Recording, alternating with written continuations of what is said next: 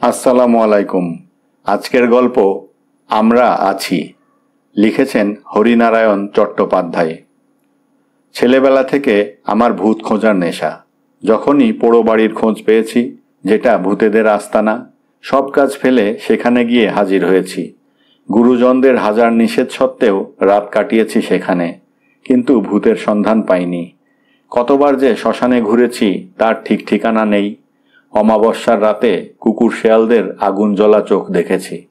এলোমেলো বাতাসে মড়ার খুলি থেকে অদ্ভুত শব্দ বের হয়েছে, তাই শুনেছি, ভয় পাইনি। সব দেখে শুনে একটা ব্যাপারে নিশ্চিত হয়েছি, ভূত নেই। ভূতের কাহিনী মানুষের কল্পনা। যারা বলেছেন স্বচক্ষে ভূত দেখেছেন, তারা নিছক চোখের ভুলের শিকার হয়েছেন।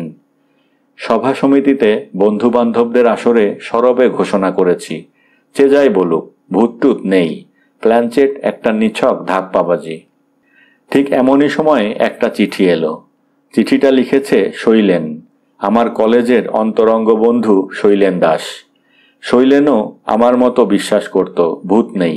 ভূতের নিবাস মানুষের অলস মস্তিষ্কের এক কোণে। চিঠিটা খুব ছোট, মাত্র 2 লাইনের। যদি ভূত দেখতে চাও, অবিলম্বে ঘাটশিলায় আমার কাছে চলে এসো, শৈলেন। শৈলেনের সঙ্গে কলেজ পড়ার পর আর বিশেষ দেখা হয়নি। অন্য বন্ধুদের কাছে শুনেছিলাম সে আমলকি আর হরতুকির ব্যবসা করে। ঝাড়গ্রাম না ঘাটশিলা কোথায় রয়েছে যেন। চিঠি পেয়ে বুঝলাম শৈলেন ঘাটশিলায় রয়েছে। হয়তো ভূতটুত সব বাজে কথা আমাকে তার কাছে নিয়ে যাবার জন্যে ভূতের অবতারণা করেছে। জানে এমন করে লিখলে আমি না গিয়ে পারবো না। কলেজে অধ্যাপনার কাজ, বছরের মধ্যে ছুটিই বেশি। পূজা পার্বণ, গরমের ছুটি তো আছেই। এছাড়া অন্যান্য উপলক্ষে কলেজ প্রায়ই বন্ধ থাকে। ঠিক করলাম দিন 7 ছুটি নিয়ে ঘাটশিলায় চলে যাব। পূজা কেটে গেছে, বাতাসে শীতের মিশেল। এ সময়ে ঘাটশিলার জল বাতাস ভালো, কড়া শীত পড়েনি। ভূতের সন্ধান না পাই, স্বাস্থ্যটা ফিরিয়ে আনতে পারব।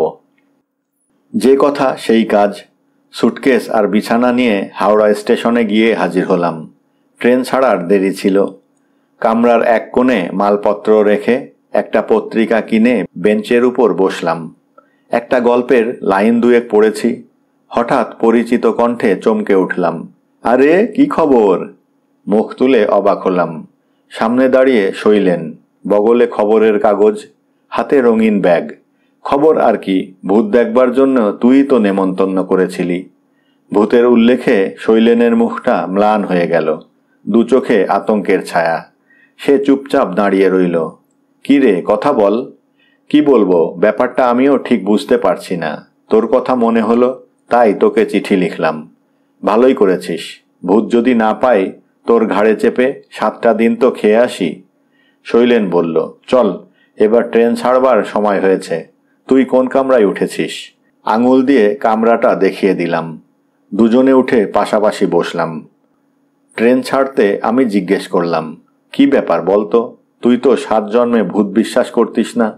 ঠিক আমার মতন। কি দেখলি? স্পষ্ট দেখলাম, শৈলেনের কপালে বিন্দু বিন্দু ঘাম জমে উঠল। গালের পেশিগুলো কেঁপে উঠল থরথরিয়ে। সে মৃদু কণ্ঠে বলল, হঠাৎ বাতি বন্ধ হয়ে গেল। এক তিল হাওয়া নেই। দরজা জানালাগুলো নিজেদের ইচ্ছামতো খুলছে আর বন্ধ হচ্ছে। পাশের ঘরে খুটখাট শব্দ। গিয়ে দেখি কেউ নেই, কেউ কোথাও নেই। এক ব্যাপার, যারাই ভূতের উপদ্রবের কথা বলেছে তারা সবাই ঠিক একই কাহিনী শুনিয়েছে। এই হঠাৎ বাতি নিভে যাওয়া, আচমকা জানালা দরজা খুলে যাওয়া। সেসব ঘরে রাতের পর রাত কাটিয়েছি, কিছুই দেখতে পাইনি। পাশের ঘরে খুটখাট শব্দ ইঁদুরের জন্য। বেড়াল আমদানি করতেই সে শব্দ থেমে গেছে। লাইনের গোলমালের জন্য বাতি হঠাৎ ফিউজ হয়ে গেছে। তাই হাসতে হাসতে বললাম, এসব ব্যাপারে তুইও ভয় পেয়ে গেলি শৈলেন? এর মধ্যে ভূত এলো কোথা থেকে? শৈলেন আমার একটা হাত চেপে ধরল। ভয়ার্ত কণ্ঠে বলল, ওসব কথা থাক ভাই, অন্য কথা বল।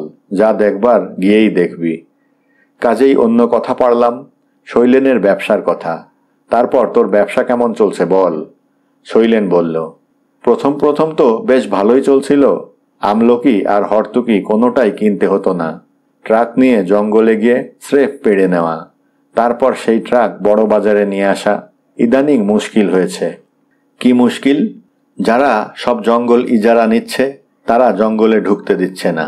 আমলকি হরতুকি চালান তারাই দিচ্ছে। কিনতে গেলে এমন দর হাঁকছে যে আমার পোষায় না। তাহলে কি করবি? ভাবছি অন্য ব্যবসা ধরব। কি ব্যবসা? ঠিক করিনি, তুই চল, দুজনে বসে ঠিক করা যাবে। তবে ঘাটশিলায় আর নয়। কেন? না ভাই, ঘাটশিলায় আর থাকবো না, থাকতে পারবো না, অন্য কোথাও যেতে হবে। তারপর আর বিশেষ কথা হলো না। দুজনে দুখানা পত্রিকা নিয়ে ব্যস্ত হয়ে পড়লাম। খেয়াল হলো খড়গপুর স্টেশনে আসতে। শৈলেন বলল, তুই বস, আমি খাবারের চেষ্টা দেখি। শৈলেন নেমে যেতে কামরার চারিদিকে নজর দিলাম। ভিড়ে আমার চিরকালের ভয়। এই ভিড়ের ভয়ে বাইরে বের হওয়া প্রায় ছেড়েই দিয়েছি। ঘাটশিলা চলেছি তাই প্রথম শ্রেণীতে, কিন্তু প্রথম শ্রেণী একেবারে খালি নয়। 4 জনের জায়গায় 6 জন বসেছি। সকলের টিকিট আছে কিনা কে জানে। আজকাল তো টিকিট না করাই রেওয়াজ হয়ে দাঁড়িয়েছে। বাইরে দৃষ্টি দিলাম। খড়গপুর স্টেশন বদলায়নি। খড়গপুরে এসেছিলাম বছর 5 আগে। খড়গপুরে ঠিক নয়, খড়গপুরে নেমে দীঘা গিয়েছিলাম বাসে। স্বাস্থ্যের কারণে নয়, ভূতের সন্ধানে। কে একজন খবর দিয়েছিল সমুদ্রের ধারে এক পরিত্যক্ত বাড়িতে ভূত থাকে। সন্ধ্যার অন্ধকার নামলেই নানা রঙের আলোর রেখা বাড়ির মধ্যে নাচতে থাকে। বাইরের সমুদ্রের গর্জন সেই সময় নিস্তব্ধ হয়ে যায়। সেই সব আলোর রেখা যার দেখবার দুর্ভাগ্য হয় তার মাথার গোলমাল হয়। খবর সংগ্রহ করে জেনে নিলাম কে এক লোক সম্পত্তির লোভে কাকে যেন গলা টিপে এই বাড়িতে দম বন্ধ করে মেরে ফেলেছে। সেই লোকটিও আর ফিরতে পারেনি। যতবার বেরোতে গেছে রঙিন আলোর রেখা তার পথ আটকে ধরেছে। শুধু আলোর রেখাই নয়, সঙ্গে করুণ একটা আর্তস্বর। লোকটির মস্তিষ্ক বিকৃত হয়েছিল। অজ্ঞান অবস্থায় অন্য লোকেরা তাকে বাইরে নিয়ে আসে। জ্ঞান হলে তার কথাবার্তা শুনে রাঁচির হাসপাতালে পাঠিয়ে দেয়। সেখানেই কিছুদিন পর লোকটির মৃত্যু হয়। সন্দেহ নেই খুব জমজমাট গল্প। আমি গিয়ে 7 দিন ছিলাম। রঙিন আলো দূরের কথা, কোনো আলোই দেখতে পাইনি।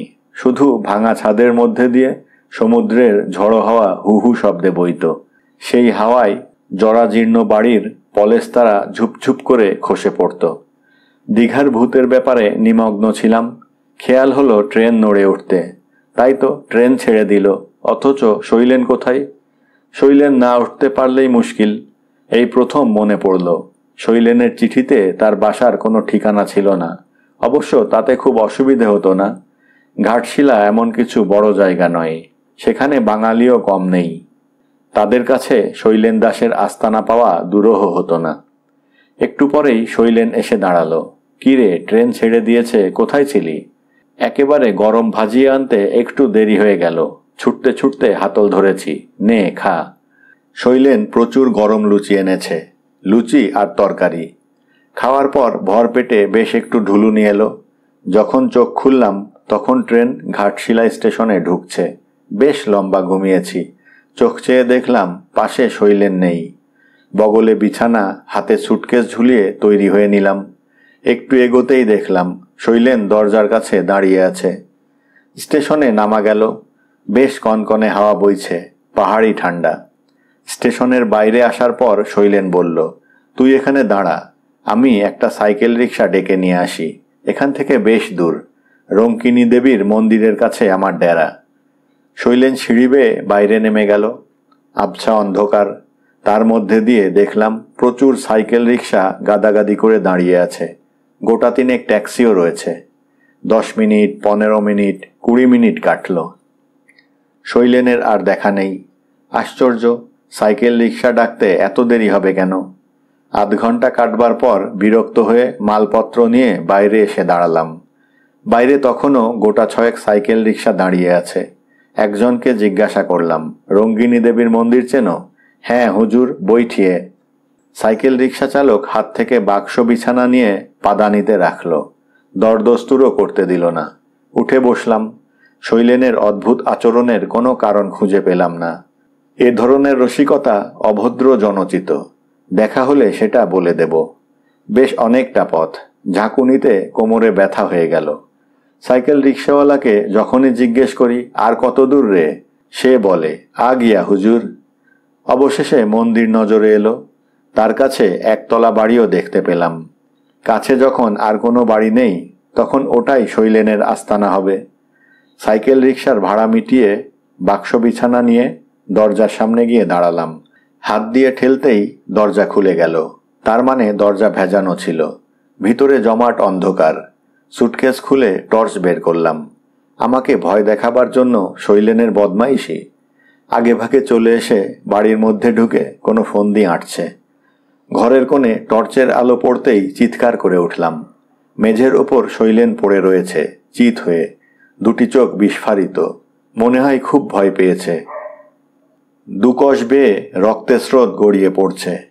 তার দেহে যে প্রাণ নেই, এটা বোঝবার জন্য কারো কাছে যাবার দরকার হলো না। মনে হলো কেউ তাকে গলা টিপে হত্যা করেছে। তখনও টর্চের আলো শৈলেনের দেহের উপর। তার শরীর ঘুরে গেল। কে যেন ঘুরিয়ে দিল দেহটাকে। চোখ দুটো আরও বিস্ফারিত। গালের মাংসপেশিগুলো তীর করে কাঁপছে। আর দাঁড়িয়ে থাকার সাহস হলো না। তীর বেগে রাস্তার উপর এসে পড়লাম। ঠিক সেই সময় রাস্তা দিয়ে একটা মোটর ছুটছিল। আর একটু হলে মোটরের তলায় পড়তাম। চালক ক্ষিপ্রহস্তে মোটর থামিয়ে জিজ্ঞাসা করল, এ কি, পাগলের মতো ছুটছেন কেন? চাপা পড়তেন যে। জ্ঞানশূন্য হয়ে কেন ছুটছিলাম চালককে বললাম। ভদ্রলোক বাঙালি। গলায় স্টেথোস্কোপ দেখে মনে হলো ডাক্তার। ডাক্তার সব শুনে বলল, কি বলছেন আপনি? শৈলেনবাবু তো আজ দিন 10 হলো মারা গেছেন। রহস্যজনকভাবে মৃত্যু। গলা টিপে কারা যেন মেরে রেখে গেছে। চোর ডাকাত? ডাক্তার মাথা নাড়ল। না না, পয়সা করি সব ঠিক ছিল। জিনিসপত্র একটু এদিক ওদিক হয়নি। বাড়িটারও খুব বদনাম আছে। এর আগেও 2 জন এভাবে মারা গেছেন। কিন্তু আপনি দেখলেন কি করে? পুলিশ থেকে তো দরজায় তালা দিয়ে গেছে। বললাম, কই না তো, দরজা তো খোলা। চলুন তো দেখি। টর্চের আলো ফেলতেই চমকে উঠলাম। দরজায় বিরাট আকারের 2টো তালা। ডাক্তার এ নিয়ে আর কিছু জিজ্ঞাসা করল না। শুধু বলল, স্টেশনে যাবেন তো চলুন, আমি ওই দিকেই যাব। রাস্তায় একটিও কথা হলো না। কোনো কথা বলবার মতো মনের অবস্থা আমার ছিল না। শৈলেনের বিভৎস 2 চোখের দৃষ্টি আমাকে মুখ করে ফেলেছিল। প্ল্যাটফর্মে বেঞ্চের উপর বসলাম। জানি আমার কথা কেউ বিশ্বাস করবে না। যে লোকটা 10 দিন আগে মারা গেছে, সে হাওড়া থেকে ঘাটশিলা পর্যন্ত আমার সঙ্গে এসেছে নিজের মৃতদেহ দেখাবার জন্য। এমন আজগুবি কথা কে বিশ্বাস করবে? দরজায় তালা আটকানো। মৃতদেহ কবে স্থানান্তরিত হয়ে গেছে, অথচ টর্চের আলোয় শৈলেনের সেই বিভৎস রূপ কি করে দেখলাম আমি? ঠান্ডা কনকনে হাওয়া।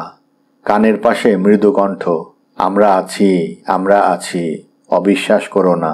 অবিকল শৈলেনের গলা। ধন্যবাদ।